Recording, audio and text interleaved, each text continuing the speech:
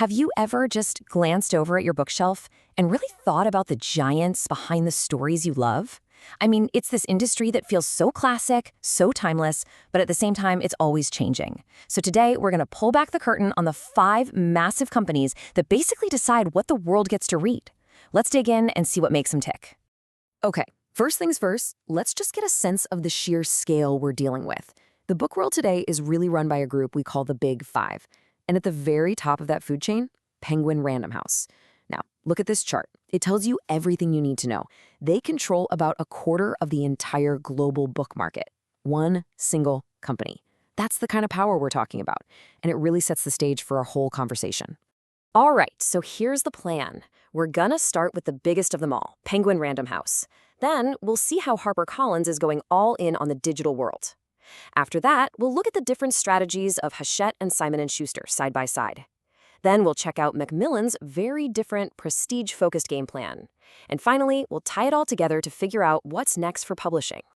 So let's kick it off with the undisputed champion of the publishing world, Penguin Random House. You know, you hear that name, you think books. And there's a very good reason for that. Yeah, there's really no other way to say it. They are the titan. Their fingerprints are on everything. Every bookstore, every bestseller list, pretty much every part of the literary world. But, you know, being this massive comes with its own very specific set of problems and possibilities. So what's wild about PRH is how their biggest strength is also kind of their biggest weakness. On the one hand, their strength is just pure size. We're talking over 300 imprints, which are like these little mini publishers, and a distribution network that nobody can touch.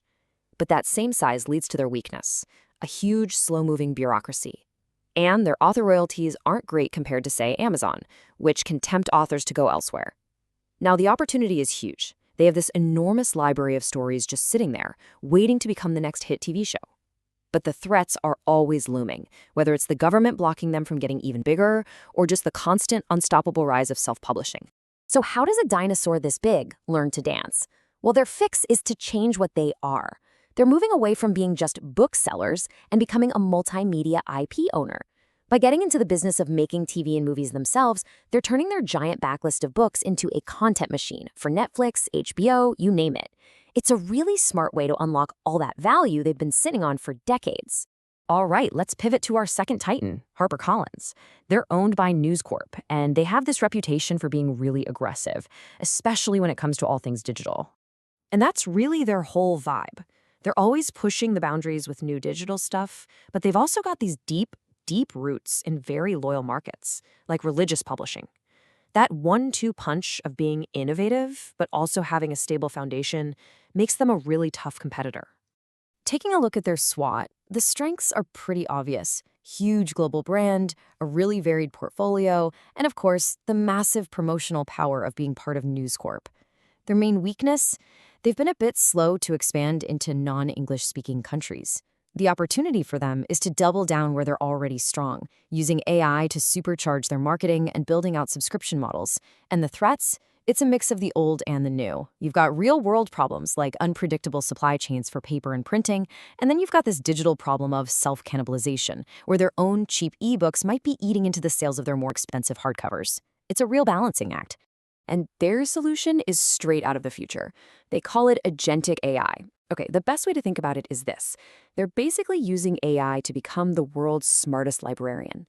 By fine-tuning all the hidden data, the metadata, the keywords for their books, they're making sure that when you ask your Alexa or some future AI for a book recommendation, a HarperCollins book is the first one that pops up. It's about winning the battle for your attention before you even know you're looking. Okay, next up, we're going to tackle 2 publishers at once, Hachette and Simon & Schuster. And the reason is, while they're both heavyweights, they are taking completely different approaches to win the future. It's pretty fascinating. So first, let's talk Hachette. They're based in France, and in Europe, they are an absolute monster. What makes them really interesting is their structure. They're basically a collection of smaller, independent-feeling imprints all under one roof, which gives them a lot of creative freedom.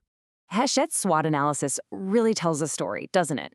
It's all about tradition clashing with the modern world. Their strength is their grip on the French market and that decentralized structure that sparks creativity. But that strength is also a weakness.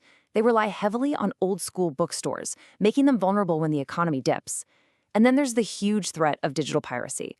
But their golden opportunity is this massive boom in online education, which is set to grow by double digits.